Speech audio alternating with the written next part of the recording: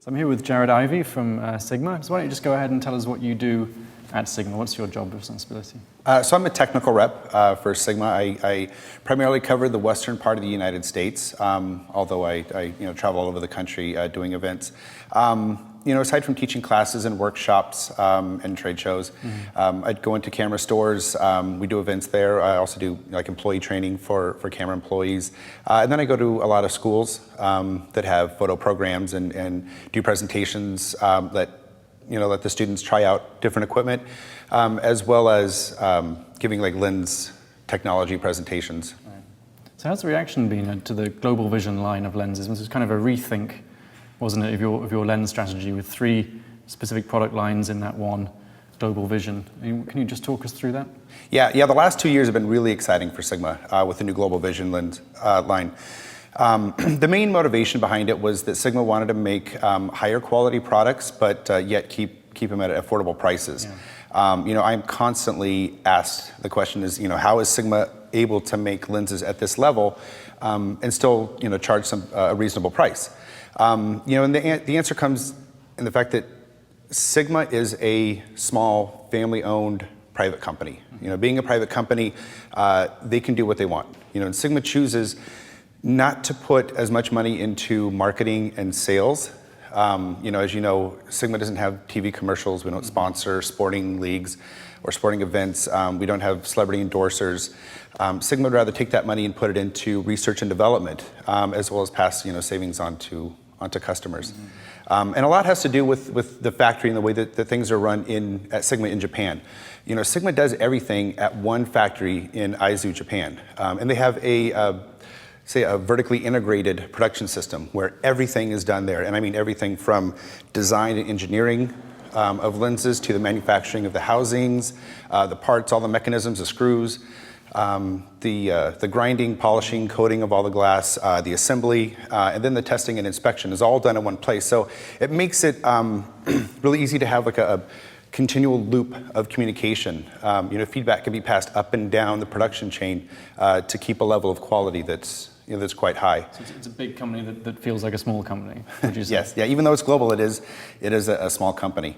Then the other thing with Global Vision lenses, like you mentioned, there's 3 categories, and the purpose behind that was to make choosing a lens a lot easier for consumers. I mean, there are some photographers that, of course, know exactly what focal length and what aperture is going to give them the result that they want, but there are many photographers out there that find choosing a lens quite a daunting task. So having 3 categories really kind of helps people figure out what type of lens is going to be good for their photography. The contemporary lens system. The C category, the contemporary system. Correct. That's going to be your smaller, more lightweight, compact lenses, but still have high optical performance, such as our 17 to 70, 2.8 to f4, the 18 to 200, 3.5 to 6.3. Then you move on to the art lenses, where these are lenses that are produced at such a high standard that's going to meet the demands of artistic and creative photographers. These you're going to find to be the fast aperture zooms and primes. And then you have the sports category, which is fairly obvious as to what it is. Those are our serious telephoto lenses. These are lenses that photographers can take out in all sorts of conditions to shoot sports and wildlife. Of the sports lenses to date, they're all 100% splash proof and dust proof. So one of the things that came out, I had several conversations with Mr. Yamaki over the years, and one of the things he told me about the art line, the A lineup, was that his instructions to engineers were as simple as just do what you have to do. Yeah. To get it as good as it can be. Don't worry if it's big, don't worry if it ends up being more expensive than we want it to be, just get it as good as you can get it. And what's the reaction been like from consumers to the art line? Absolutely fabulous. I mean, it's, people are always wanting to know, what's going to be your next lens to come out? What's going to be the next lens to come out? After the 35 millimeter 1.4 art came out, after they announced the re-engineering at Photokina, it was received with multiple awards, and the internet buzz on the lens was just incredible. So it built up a lot of anticipation, as more lenses were going to be announced in that category. Yeah. And do you feel confident that in terms of quality, you're up there with the best of the rest of them? Oh yeah, I mean it's just as fast, just as sharp. Some reviews even say that it's sharper. Great. So if you I mean, if you look at your lineup, you have the contemporary, the sports, and the art. I mean, of the types of customer that they're sort of aimed at, from the enthusiasts, from the hobbyists, up to the semi-professionals and the professionals, I mean, which of those categories is most important to Sigma right now? Well, I'd have to say that basically every photographer is equally important to Sigma. I mean, that's why we have such a broad line. I mean, we have over 40 lenses, and that's why we have lenses that'll cater to entry-level amateur users up all the way to professional level. We want the high-end users to really compare us in quality to Canon and Nikon, but appreciate the lower price. And then for the entry-level users, we want them to compare our lens to the other manufacturers that have similar lenses in the same price point, but yet ours has a quality that sometimes the other manufacturers might not deliver on. So now, if you look at the market now, and you're a third-party lens manufacturer, you look at the market now, your customers are using new systems that weren't even around a few years ago, right. Mirrorless interchangeable lens systems, and the older traditional DSLR mounts. I mean, how much is it more profitable, more practical for Sigma to continue to create lenses for the DSLR mounts, or how much interest do you have in creating for, say, Fujifilm mount, or Sony or Samsung? Yeah, the mirrorless camera system market is definitely growing. I do get asked quite a bit, the exact question that you're asking me, are we going to be making lenses for the Sony A7 system or the Fuji system? Currently we have 3 art lenses for mirrorless cameras. We have a 19 millimeter 2.8, a 30 millimeter 2.8, and a 60 millimeter 2.8. We make all 3 of those for both Micro Four Thirds as well as the Sony NEX E-mount system.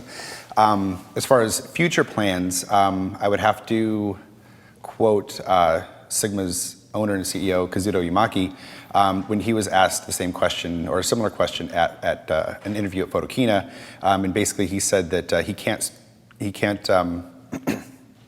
comment on any specific product. Sure. But Sigma is interested in expanding the line for mirrorless camera systems. Where do you think, if you looked at your lineup as a whole, and where do you think the gaps are? What are people asking you for the most? Currently, we're getting a lot of people asking for wide-angle fast aperture zooms. Right. Our 18 to 35 1.8 is made for APS-C cameras, and people are really, really looking for a similar focal length range with a fast aperture in that. Yeah. But quite honest, it's kind of all over the board. I mean, I even get people that come up to me like, you know what, I'd buy a lens if you guys made a full frame 18 millimeter to 300 2.8. I would buy that. I'd buy that. Yeah, I know, but it's going to be this big around and costs like, $5,000. So. But one of the nice things about Sigma being a small company is that they do have the flexibility to try to make very, very unique lenses. Like you were saying that Kazuto Yamaki said that he basically told the engineers try to make the best lens that you can. Yeah. I know that a lot of manufacturers are proposed with what could be really good lens. Lens designs. However, sometimes it's just not profitable for them to make it, so none of them even see the light of day. I know that in the factory in Japan, they try, every lens that they try doesn't make it. There's some that they kind of have to give up, halfway through, because even though they're trying to make the sharpest lens possible in a certain range, sometimes certain designs just aren't practical. Right. So I mean, let's talk very briefly. I mean, forgive me, but there was a time when Sigma had something of a poor reputation for quality control among enthusiasts. This is going back a little way now. I mean, what have you learned, and how have you sort of dealt with that and established customer trust with this new line of lenses? Well, Sigma has a very unique quality control system. I know that across the industry, every manufacturer uses MTF measurements, to judge the performance of a lens. Sigma's taken that to the next level in 2 ways. One, our MTF measurement system, they call it the A1, is made with their Foveon sensor. It's a 46 megapixel high resolution. It has the same sensor as found in the SD1 DSLR. Correct. Yeah. So one, having more resolution means that that's a lot more critical as far as contrast and resolution performance goes on lenses.